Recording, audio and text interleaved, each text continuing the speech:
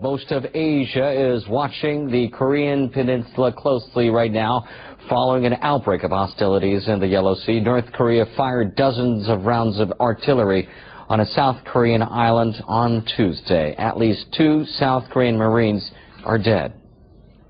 The conflict started after North Korea fired shells on the South Korean island of Yeonpyeong. It's located in the Yellow Sea near the two countries' disputed maritime border. Shortly after the attack, South Korea retaliated. The country's president, Lee Myung-bak, has just wrapped up an emergency security meeting. For the latest on this developing story, let's go to NHK World's Rura Lee in Seoul. Rura, what can you tell us? South Korea's Joint Chiefs of Staff told NHK the exchange of artillery fire between the two sides started at 2:34 in the afternoon and lasted about 20 minutes. Then about 15 minutes later, they started exchanging fire again for about half an hour. South Korea's defense minister says at least 2 of the country's Marines were killed, 15 other personnel were hurt. Members of the local city council say many residents of Yeonpyeong were hurt in the shelling and are now being treated in hospital.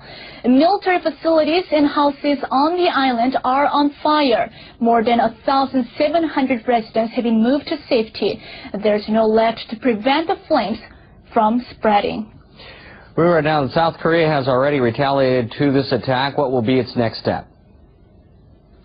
Well, after an emergency meeting, the office of South Korean President Lee Myung-bak issued a statement. It says the attack was clear military provocation. It also warned that North Korea will face stern retaliation. South Korea says targeting civilians is intolerable and North Korea will have to bear full responsibility.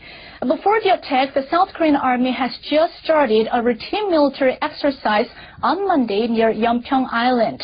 The exercise was scheduled to continue for 9 days until November 30th.